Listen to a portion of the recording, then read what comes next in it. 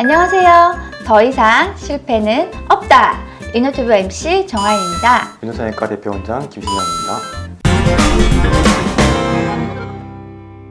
오늘은 사각턱 축소술에 대해서 알아보겠습니다. 원장님, 사각턱 축소술은 어느 분들이 하면 효과가 좋을까요? 턱이 실제로 봐도 앞에서도 크고 옆에서도 크고 살이 적고 지방이 적은 분들이 수술하면 효과를 많이 볼 수 있는 분입니다. 사각턱 축소술은 어느 방식으로 수술이 진행이 될까요? 사각턱 수술 같은 경우에 모두 전신 마취로 하게 되죠. 그 이유는 아래쪽 점막에서 피가 났을 때 적절하게 기도를 확보하기 위해서 전신 마취를 하게 되는 것이고요. 먼저 점막을 절개를 해서 자르고자 하는 부위의 뼈를 깎아내거나 잘라주는 수술을 하게 됩니다. 원장님, 이건 다 뭐예요? 이 기구들은 턱 수술을 할 때 가장 많이 쓰는 기구들을 가져갔습니다. 이렇게 쭉 그림을 그린 게 흔히 들으시는 긴곡선 사각턱 돌려깎기라는 수술을 할 때 디자인하는 그런 그림이 되겠습니다. 앞쪽에 보이는 이런 모양은 삼각형 모양이죠. 턱 끝을 전진시키거나 후진시키거나 혹은 턱 끝의 길이를 줄일 때 사용하는 디자인이 되겠고요. 여기 이 부위는 피지절골하는 부위입니다. 이 부분을 깎아줘야지 정면에서 얼굴이 작아 보이고요. 돌려깎기라고 하는 것은 여기 보이는 오실레이팅 소라고 합니다. 이런 식으로 오실레이팅 소가 뼈를 잘라서 돌려깎기를 할 수 있게 되고요. 이 소는 래쉬라는 소입니다. 옷이 다르게 앞뒤로 움직이는 운동, 소비라 생각하시면 편할 것 같아요. 뼈를 일자로 자를 수 있는 그런 역할을 하게 됩니다. 턱 수술할 때 일자로 자르게 되죠. 디자인이 일자이기 때문에 일자로 잘라서 쪽으로 빼거나 넣거나 할 수 있는 겁니다. 마지막으로는 이제 이 버라는 기구가 되는데요. 요거는 회전 운동을 하기 때문에 우리가 뼈에 구멍을 낼 때 씁니다. 피지 절골을 할 때 이 뼈의 겉부위에 있는 이 껍질을 갈아주는 역할을 할 수 있습니다. 선생님, 근데 궁금한 게 있는데요. 피질 절골이라는 게 뭔가요? 피지 절골이라고 하는 것은 이제 정면 효과를 위해서 우리가 뼈를 깎아주는 게 되는데, 턱이 크다고 정면에서 커 보이는 게 아닙니다. 턱이라고 하는 뼈는 이렇게 U자형의 뼈인데요. 이게 좁은 경우도 있고 넓은 경우도 있죠. 넓었을 경우에 정면에서 봤을 때 얼굴이 커 보이는 거예요. 이 부분의 뼈의 두께, 맨 마지막 층을 깎아주는 게 피지 절골입니다. 원장님, 그러면 사각턱 축소 방법도 그 절제 방법이 여러 가지가 있나요? 네, 맞습니다. 사각턱을 어디까지 자르냐에 따라서 방법이 여러 가지가 있습니다. 긴곡선 사각턱 축소술, 귀뒤 사각턱 축소술, 턱끝 축소술로 나눠집니다. 귀뒤 사각턱만 제거하는 경우에는 효과가 미미하기 때문에 많이 추천하지 않습니다. 그럼 긴곡선 사각턱은요? 귀뒤 사각턱부터 앞턱까지 턱의 전체 길이를 쭉 다 잘라주는 방법이 되겠습니다. 그러면 긴곡선으로 뼈를 자르는 게 더 어려울 것 같은데요?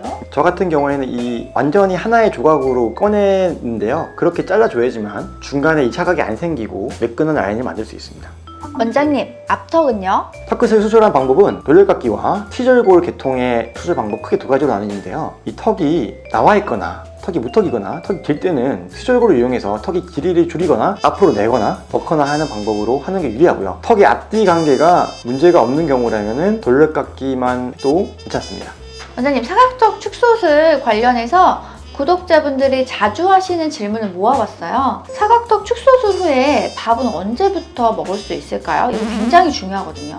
근데 대부분 이제 입안 상처 때문에 처음에 밥을 먹게 되면 밥알이나 찌꺼기가 상처 들어갈 수 있습니다. 일주일 정도는 부드러운 죽을 먹은 다음에도 가글을 좀 열심히 해주셔야 되고요. 일주일이 넘어가서 실밥을 뽑게 되면 이제 밥을 드실 수 있습니다. 그 매운 김치찌개나 라면 같은 거는 일주일 지나면 먹을 수도 있는데 먹고 나서 좀 관리를 잘 해주셔야 됩니다. 네, 그럼 이제 다음 질문이에요. 사각턱 축소술 후에 땡기미는 왜 하나요? 꼭 해야 하나요? 일단 붓기를 줄이기 위해서 하는 목적이 가장 크다고 생각하고요. 수술을 하기 위해서 뼈와 그 연부 조직을 분리를 시키게 되는데 그냥 뼈만 자른 채 놔두면 아무래도 처지겠죠. 그래서 처지지 않게 리프팅 효과를 위해서 땡기미를 하게 됩니다. 사각턱 축소술 후에 생길 수 있는 부작용은 어떤 게 있을까요? 턱 수술의 경우에 광대 수술과 다르게 가장 이제 조심해야 되는 부작용은 피가 나는 겁니다. 턱이 기도 부위에 있기 때문에 너무 많이 출혈이 났을 때 기도를 막을 수가 있습니다. 그러한 게 생기지 않도록 우리가 피통을 넣게 되고 하루 정도 입원을 하게 되는 것입니다. 그거 말고는 이제 신경 손상이 생길 수 있는데 실제로 이 신경이 끊어질 정도로 수술을 할 수는 없습니다. 그 부위가 감각이 떨어지고 약간 찌릿찌릿하고 좀 시린 느낌이 날 수 있습니다. 대부분의 경우는 6개월 정도 지나면 좋아지므로 너무 걱정할 필요가 없습니다. 네, 이제 마지막 질문이에요. 원장님,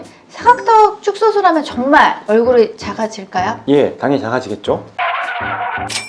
요즘에 SNS 스타들 보면요, 기본적으로 얼굴이 작으신 분들이 많은데요, 이런 분들이 또 사각턱 축소를 해서 더 작아지길 희망하는 경우가 많은 것 같아요. 이거에 대해서는 어떻게 생각하세요? 네, 사실 실제로 보면 안 작은 분들이 많더라고요. 정면에서는 작은데 옆에서 보면 약간 턱이 내려와 있고, 옆에서 보면 작은데 앞에서 보면 넓적한 분들이 있어서요. 그런 하나하나의 그런 면을 찾아보면 수술하는 이유는 항상 있습니다. 정말 하지 말아야 되는 경우는 수술을 한번 해가지고 이미 작아져 있는데 또 하겠다는 분들은 이제 얼굴이 처질까봐 제가 하지 말라고 말씀을 꼭 드립니다. 오늘은 사각턱 축소술에 대해서 알아봤습니다. 다음 시간에 더 재밌고 알찬 성형 정보로 돌아오겠습니다. 지금까지 더 이상 실패는 없다. 유노튜브 MC 정하인이었습니다. 대표원장 김신영이었습니다. 구독, 좋아요, 꾹꾹. 꾹꾹.